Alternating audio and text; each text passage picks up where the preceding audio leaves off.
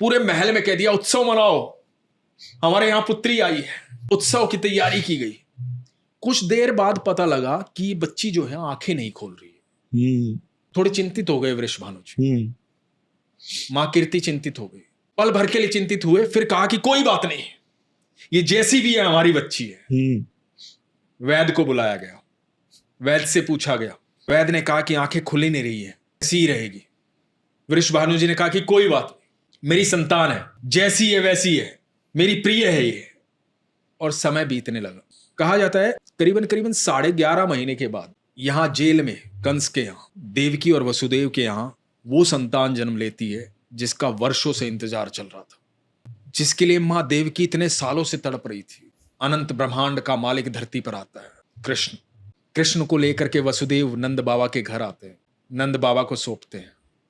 इधर जब नंद बाबा के यहाँ कृष्ण आ जाते हैं तो नंद बाबा उत्सव मनाते हैं। बड़े उत्सव की तैयारी होती है कि मेरे यहाँ पुत्र ने जन्म लिया है। तो उस उत्सव में न्योता भेजा जाता है वृषभानु जी को।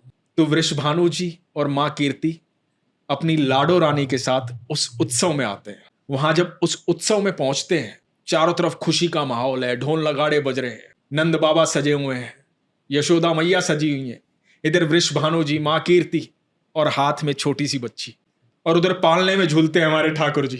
तो माँ कीर्ति की गोदी में छटपटाती है लाडो, नीचे उतरती है, पहली बार धरती पर पैर रखती है और अपने घुटनों के बल चलती चलती पालने तक जाती है।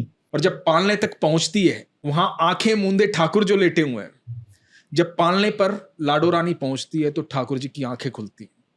जब ठाकुर जी की आंखें खुलती हैं तो इधर लाडो रानी की आंखें खुलती हैं। मनी मन बात होती है कि इतने महीनों से इंतजार कर रही थी तुम्हारा। तो ठाकुर जी मनी मन कहते हैं मैं भी तो तड़प रहा था वहां वैकुंठ में यहाँ आने के लिए।